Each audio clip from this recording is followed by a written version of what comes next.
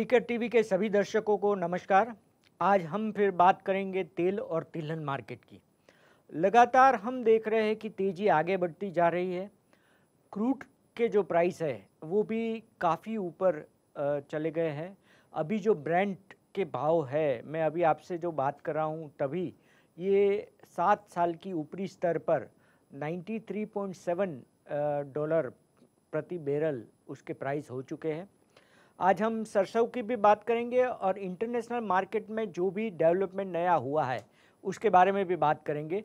तो सरसों की बात हम आखिरी दौर पर करने वाले हैं। सभी दर्शकों को विनती है कि लास्ट तक ये वीडियो सभी लोग देखें। पहले बात करेंगे प्राइस सिनेरियो की, जो पिछले 5 सप्ताह से लगातार तेज़ी आगे बढ़ती जा रही है। उसका इम्पैक्ट के बारे में बात करेंगे, लेकिन कितने प्राइस ऊपर गए हैं उसके बारे में हम पहले बात कर रहे हैं। सोयाबीन ब्राज़ील जो CIF रॉटरडम के प्राइस है, जो सोयाबीन का बेंचमार्क प्राइस है, वो पिछले सप्ताह 6.1% उसमें बढ़ोतरी हुई थी और पिछले 5 सप्ताह में अगर बात की जाए तो वो 16.3% उसमें बढ़ोतरी हुई है। सोयाबीन USA जो कि वो भी एक बेंचमार्क सोयाबीन के प्राइस का है, उसमें कोई बढ़ोतरी पिछले सप्ताह नहीं हुई थी, लेकिन पिछले 5 सप्ताह में अगर बात की जाए तो उनमें काफ़ी बढ़ोतरी हुई है। 6.8% उसमें बढ़ोतरी हुई है।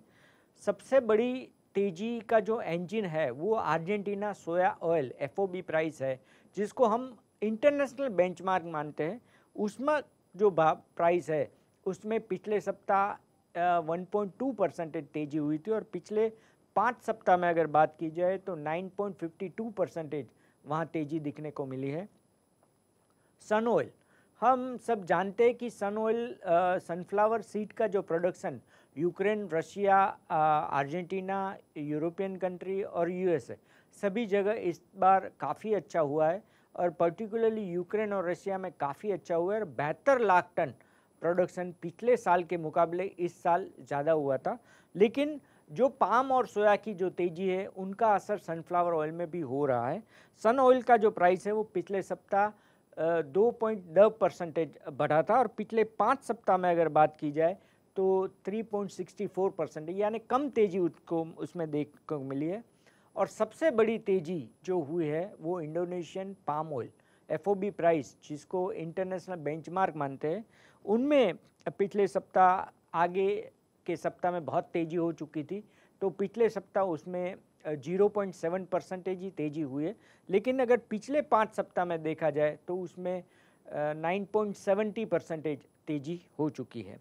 कनोला ऑयल जो कि अभी ऑस्ट्रेलिया में काफ़ी अच्छा प्रोडक्शन का अनुमान आगे आ रहा है, लेकिन फिर भी कनोला ऑयल में पिछले सप्ताह में 3% की तेज़ी हुई थी और पिछले 5 सप्ताह में अगर बात की जाए तो 7.57% तेज़ी हुई है। मलेशियन पाम ऑयल फ्यूचर जो सबसे ज़्यादा उसमें बढ़ोतरी देखने को मिली है और आज हम उसी सब्जेक्ट में बात करने वाले हैं कि मलेशियन पाम ऑयल फ्यूचर में जब से आपसे बात कर रहा हूँ तभी वो फिर से ऑल टाइम हाई लेवल पर पहुँच चुका है। पिछले सप्ताह में अगर बात की जाए तो उसमें सिर्फ 7 रिंगिट की तेज़ी हुई थी, लेकिन पिछले 5 सप्ताह में उसमें 925 रिंगिट यानी कि 20% तेज़ी पिछले 5 सप्ताह में मलेशियन पाम ऑयल फ्यूचर में देखने को मिली है। ब्राज़ील, अर्जेंटीना और साउथ अमेरिकन कंट्री में जिस तरह से सोयाबीन का क्रॉप का अनुमान नीचे जा रहा है, उसका सीधा असर शिकागो में सोया ऑयल और सोयाबीन फ्यूचर में भी पड़ता दिख रहा है। शिकागो सोया ऑयल फ्यूचर है वो पिछले सप्ताह में सिर्फ 0.09% ही बढ़ोतरी हुई थी, लेकिन पिछले 5 सप्ताह में अगर देखा जाए तो 16%, सबसे ज़्यादा 16। पाम ऑयल फ्यूचर में 20%, सोया ऑयल फ्यूचर में देखा जाए तो 16% तेज़ी। सोयाबीन फ्यूचर में पिछले सप्ताह हुई थी 0.83 सेंट 0.83 डॉलर की तेज़ी हुई थी। अगर पिछले 5 सप्ताह में देखा जाए तो 1.73 डॉलर की तेज़ी हुई, लेकिन परसेंटेज में अगर देखा जाए तो 12.26% यानी कि 12.25% तेज़ी सोयाबीन में हुई है। ये एक प्राइस का ट्रेंड हमने देख लिया। अभी हम देखते हैं कि जो लेटेस्ट डेवलपमेंट जिस तरह से साउथ अमेरिकन सोया क्रॉप का हुआ है, सबसे बड़ा डेवलपमेंट हुआ है ब्राज़ील का। ब्राज़ील की जो 5 एजेंसियां हैं, उन्होंने पिछले सप्ताह जो सोयाबीन का एक नया अनुमान सामने लाया था, उसके अनुसार ये आप स्क्रीन पर देख सकते हैं, 5 एजेंसी डेटा एग्रो है, उन्होंने 121 लाख टन क्रॉप में कटौती की थी। कोगो है, उन्होंने 60 लाख टन की कटौती की थी। स्टोनेक्स है, उन्होंने 75 लाख टन सोयाबीन का क्रॉप में कमी की थी। और एग्री रिसोर्सेस है, इन्होंने 60 लाख टन, और एग्री रूरल जिन्होंने की 49 लाख टन की कटौती की थी। तो सभी का अगर देखा जाए तो ब्राज़ील का सोयाबीन का जो क्रॉप है वो 110 लाख टन कटौती हो सकती है पिछले साल के मुकाबले। तो ये सबसे बड़ी कटौती हो सकती है। अर्जेंटीना में भी कटौती 35 लाख टन की हुई है। पैरागू में अगर देखा जाए तो 35 लाख टन की हुई है। तो सबसे 3 बड़े जो कंट्री है साउथ अमेरिकन, ब्राज़ील, अर्जेंटीना और पैरागू, तीनों को मिलाकर देखा जाए तो अभी नया जो अनुमान सामने आया है 175 से 180 लाख टन सोयाबीन का क्रॉप कम होगा पिछले साल के मुकाबले। तो ये एक बड़ी बात हो सकती है। और इतनी बड़ी सोयाबीन की क्रॉप की कटौती जो हुई है, उनका सीधा असर सोयाबीन मार्केट पर हमें देखने को मिल रहा है, और अभी आगे भी उसका असर हमको देखने को मिल सकता है। अर्जेंटीना का जो सोयाबीन क्रॉप है, उसका भी एक नया अनुमान जो आया है, उसका जो सबसे बड़ा एक्सचेंज है बुनोस एरिस ग्रेन एक्सचेंज, उन्होंने भी पहले जो क्रॉप रखा था 440 लाख टन का, वो कटौती करके 420 लाख टन का नया क्रॉप रखा। पिछले साल अर्जेंटीना में 465 लाख टन हुआ था। तो अगर देखा जाए तो ये 55 लाख टन की कटौती इसमें भी देखने को मिली है हमें। साउथ अमेरिकन क्रॉप साइज़ की हमने बात की। ब्राज़ील का सोयाबीन एक्सपोर्ट, ये एक नया डेवलपमेंट ये है कि ब्राज़ील का क्रॉप कम हुआ है, लेकिन ब्राज़ील की जो सोयाबीन एक्सपोर्ट है वो लगातार पिछले 4-5 महीने से बढ़ रही है। अगर सोयाबीन एक्सपोर्ट की बात करें तो पिछले 5 महीने में अगर देखा जाए तो 53 यानी कि 53.24% सोयाबीन की एक्सपोर्ट है वो बढ़ी है। उसी तरह से सोया ऑयल की एक्सपोर्ट देखी जाए तो भी वो 7.5 गुना ज़्यादा हुई है। सोया ऑयल की एक्सपोर्ट परसेंटेज नहीं, 7.5 गुना एक्सपोर्ट है वो पिछले साल के मुकाबले पिछले 4 महीना में ज़्यादा हुई है। दूसरा एक डेवलपमेंट है कि सोया ऑयल का एक्सपोर्ट बढ़ रहा है, सोयाबीन का क्रॉप का एस्टिमेट है वो कटौती हो रही, और सोया ऑयल का जो यूज़ बायोडीज़ल बनाने के लिए जो हो रहा है वो लगातार ज़्यादा हो रहा है। अगर बायोडीज़ल प्रोडक्शन बात करें तो 2021 में ब्राज़ील में 5.10% बायोडीज़ल का प्रोडक्शन ज़्यादा हुआ था, और उसमें सोया ऑयल का जो यूज़ है वो 5.20% ज़्यादा हुआ था। इंटीग्रेट के रूप में अगर देखा जाए तो बायोडीज़ल बनाने में सिर्फ सबसे ज़्यादा सोया ऑयल का यूज़ है वो बढ़ा था। तो ये साउथ अमेरिकन सोया क्रॉप का जो हमने एक ट्रेंड देखा, वो लगातार तेज़ी का रुझान आगे जाके दे रहा है। मलेशियन पाम ऑयल का जो ट्रेंड है उसकी बात करें, वो आज हमारा सबसे बड़ा विषय है कि मलेशियन पाम फ्यूचर है वो अभी ऑल टाइम हाई 5,700 के ऊपर चल रहा है। वो 6,000 रिंगिट होगा कि नहीं होगा, ट्रेंड क्या बता रहा है वो भी देखते हैं। मलेशियन पाम ऑयल का ट्रेंड देखें तो जनवरी में अगर देखा जाए तो जनवरी में लगातार एक्सपोर्ट है वो घट रहा था, लेकिन उनके सामने प्रोडक्शन है वो भी घट रहा है। तो प्रोडक्शन की बात करें तो आज जो लेटेस्ट फिगर आया है फरवरी 1 तारीख से 5 तारीख का देखा जाए तो उसमें प्रोडक्शन है वो 32.85% कटौती हुई है प्रोडक्शन में। यील्ड जो पाम फ्रूट के है वो भी घटे हैं, तो उसका भी असर है। और मलेशियन जो पाम ऑयल फ्यूचर है जो मैंने पहले भी बात की, अभी 5,726 रिंगिट जो ऑल टाइम भाव ऊपर अभी चल रहे हैं। मलेशियन पाम ऑयल का स्टॉक जो जनवरी के एंड में जो देखने को मिलेगा, उसका एक ऑफिशियल रिपोर्ट है वो 10 फरवरी को मलेशियन पाम ऑयल बोर्ड के थ्रू आएगा। लेकिन जो एक अनुमान है, स्टॉक में कोई ज़्यादा कटौती होने की उम्मीद नहीं है, क्योंकि एक्सपोर्ट घट रही है और प्रोडक्शन भी घट रहा है। तो स्टॉक जो है वो दिसंबर एंड में जितना था वैसा ही जनवरी एंड में आएगा। थोड़ा बहुत यानी कि बहुत ही थोड़ा उसमें बढ़ोतरी हो सकती है, लेकिन स्टॉक में कोई ज़्यादा परिवर्तन नहीं होगा।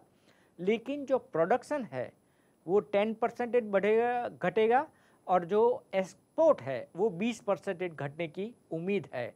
10 तारीख को ऑफिशियल रिपोर्ट आएगा। अभी हम देखेंगे यूएस का जो मार्केट ट्रेंड है।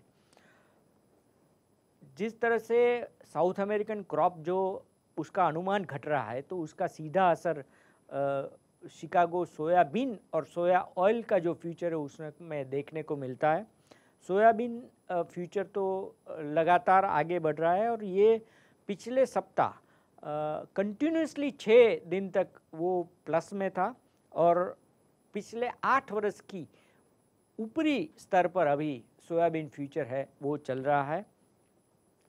सोयाबीन ऑयल का जो कंजम्पशन है, जैसे हमने देखा कि ब्राज़ील में एक्सपोर्ट भी ज़्यादा बढ़ रही है और बायोडीजल में भी यूज़ हो रहा है ज़्यादा, क्योंकि क्रूड के प्राइस है वो काफ़ी ऊपर है, तो उनका असर यूएसए में भी देख रहा है। तो सोयाबीन ऑयल का जो कंजम्पशन है वो जो दिसंबर में जो हुआ था वो 27.9 लाख टन हुआ था, जो पिछले साल दिसंबर में जो था वो 26.9, यानी 1 लाख टन सोया ऑयल का जो कंजम्पशन है वो यूएसए में बढ़ा है। सोयाबीन का क्रशिंग भी बढ़ रहा है, क्योंकि सोया ऑयल का यूज़ बायोडीजल और खाने के लिए ज़्यादा बढ़ रहा है। सोयाबीन की जो एक्सपोर्ट है वो कम हो रही है, क्योंकि ब्राज़ील का शेयर है वो ज़्यादा बढ़ रहा है। अगर देखा जाए तो पिछले साल के मुकाबले जो एक्सपोर्ट है वो 20.31% कम हुई थी। चाइना मार्केट हमने देखा था कि ल्यूनार न्यू ईयर चल रहा है, 1 सप्ताह तक बंद था, अभी चालू हुआ है। जैसे ही चाइना मार्केट चालू हुआ, तेल तिलहन की तेज़ी की सीधी इम्पैक्ट उसमें को देखने को मिली, और आज यानी कि सोमवार को दालियन जो पाम ऑयल फ्यूचर है वो ऑल टाइम हाई लेवल पर अभी पहुंच चुका है, और जो इंट्राडे उसके जो प्राइस थे वो पिछले 13 साल के सबसे ऊपर चल रहा है, यानी कि आज जो हुआ ही है वो 4.3% की तेज़ी दालियन रिफाइंड पाम ऑयल फ्यूचर में हमको देखने को मिली है। सनफ्लावर ऑयल का अगर ट्रेंड देखा जाए, यूक्रेन और रशिया के बीच काफ़ी तनाव लगातार बढ़ रहा है। अभी चाइना और रशिया ने जिस तरह से दोनों ने एक हाथ मिला के जो वेस्टर्न कंट्री का जो प्रेशर था उसको कम करने की कोशिश थी, उनसे एक बात नहीं आई है कि तनाव और ज़्यादा बढ़ेंगे।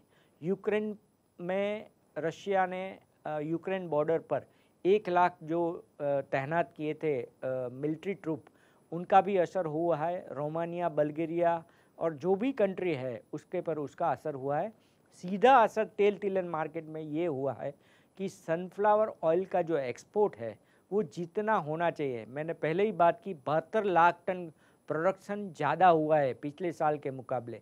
सितंबर अक्टूबर महीना में नए सनफ्लावर सीड की अराइवल शुरू हो चुकी थी, लेकिन उनका जो इम्पैक्ट इंटरनेशनल मार्केट में होना चाहिए वो नहीं हुआ है, क्योंकि यूक्रेन जो सनफ्लावर के जो फार्मर है वो के पास होल्डिंग बहुत ज़्यादा है, और ये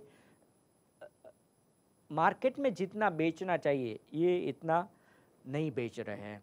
यूक्रेन का सनफ्लावर ऑयल का जो एक्सपोर्ट है वो इंडिया में अगर देखा जाए तो सितंबर से लेकर जनवरी में अगर देखा जाए तो 8.22 लाख टन हुआ था, जो पिछले साल 8.16 लाख टन हुआ था।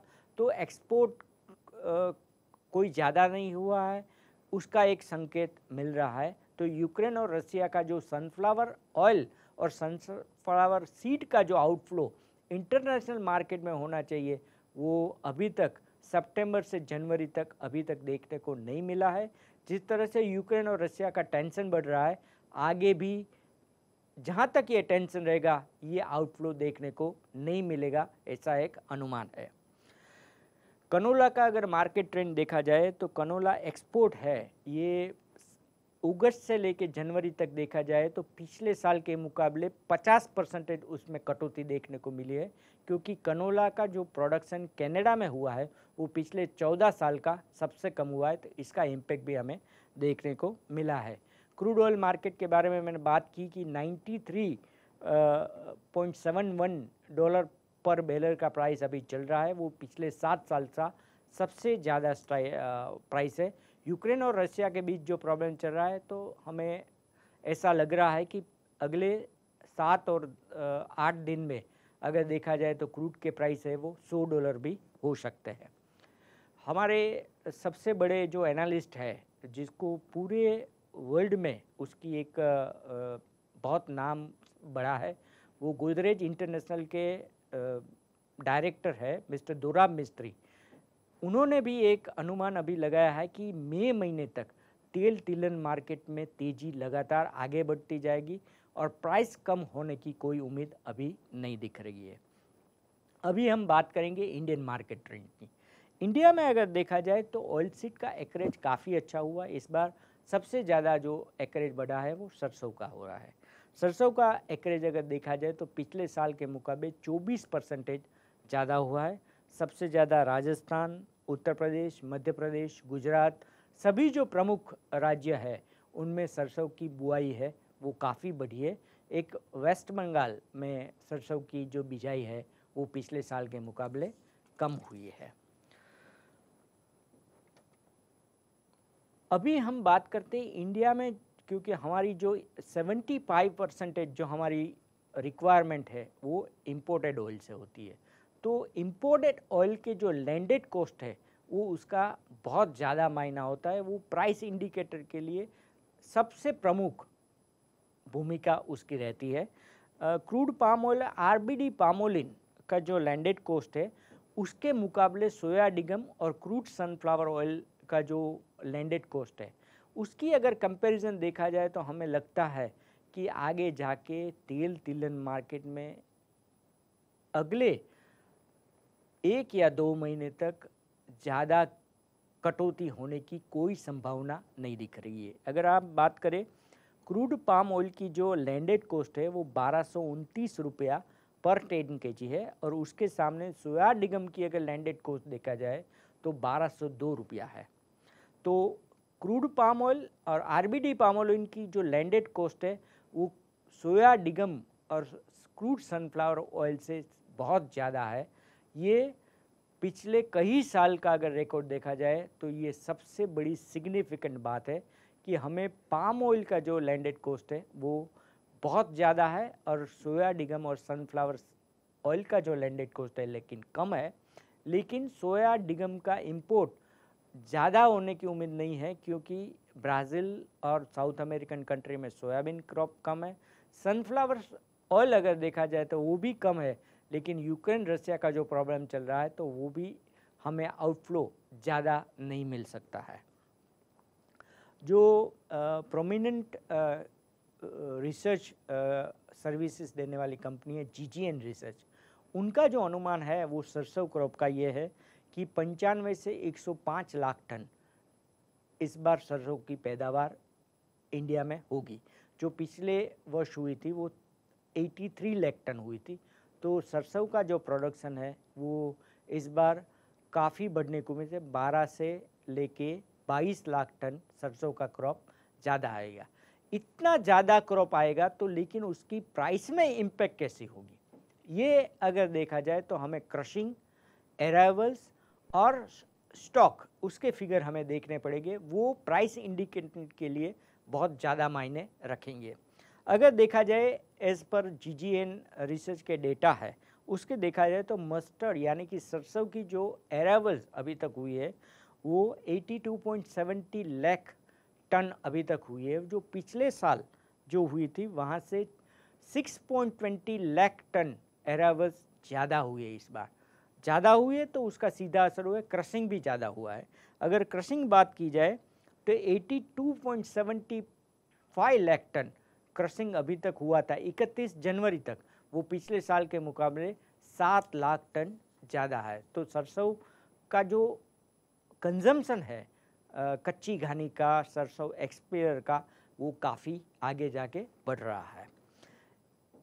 अगर GGN रिसर्च का डेटा की बात करें तो मस्टर्ड का जो स्टॉक है 31 जनवरी तक जो देखा जाए तो सिर्फ 40,000 टन है किसानों के पास है, और जो क्रशिंग मिलें हैं उनके पास देखा जाए तो 1.20 लाख टन का ही स्टॉक है। अभी 15 दिन सीजन की में बाकी है, 15 जनवरी को सरसों का सीजन पूरा हो जाएगा। और सबसे बड़ी और सिग्निफिकेंट बात यह है कि जो पिछला सीजन गया जो पूरा होने पर है अभी, उसमें मार्च और अप्रैल दोनों महीने में 12-12 लाख टन का क्रशिंग हुआ था। तो हमारी कैपेसिटी अगर बात की जाए तो 1.5 करोड़ टन हम सरसों का क्रशिंग कर सकते हैं। अगर हमारा कंजम्पशन भी इतना होगा तो हम क्रशिंग कर सकते हैं। ये पूरा इंडिकेट करता है कि सरसों का इतना बड़ा क्रॉप होने के बावजूद सरसों के प्राइस में बहुत ज़्यादा कमी होने की कोई उम्मीद नहीं है। हमें 75% हमारी जो रिक्वायरमेंट है उसका इंपोर्ट करते हैं, उसके सामने सरसों की जो पैदावार हुई है वो बहुत कम है।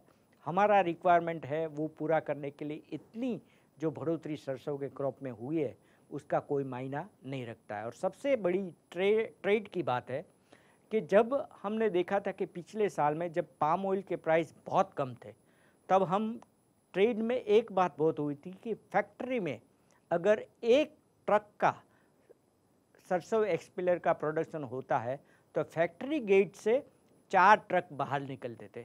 मेरा कहने का मतलब आप सब समझ गए होंगे। पाम ऑयल के प्राइस अगर देखा जाए तो पिछले साल बहुत कम थे, लेकिन इस साल ये है कि सरसों कच्ची घानी और सरसों एक्सपिलर के सामने पाम ऑयल के प्राइस भी बहुत ही ऊपर है। तो ये सरसों कच्ची घानी और सरसों एक्सपिलर का प्रोडक्शन भी बढ़ेगा इस बार। तो सरसों में ज़्यादा कटौती होने की, सरसों के प्राइस में ज़्यादा कटौती होने की कोई उम्मीद नहीं दिख रही है। तो ये तेल और तिलहन मार्केट के बारे में हमारी जो लोकल मार्केट है और इंटरनेशनल मार्केट में जो भी डेवलपमेंट हुआ हमने उसकी बात की गई। और अभी जो ट्रेंड दिख रहा है वहाँ से ऐसा लग रहा है कि बहुत ही जल्दी हम मलेशियन जो पाम फ्यूचर है वो उसमें हम 6000 रिंगिट भी देख सकते हैं। आज बस इतना ही। सबको नमस्कार। Thank you.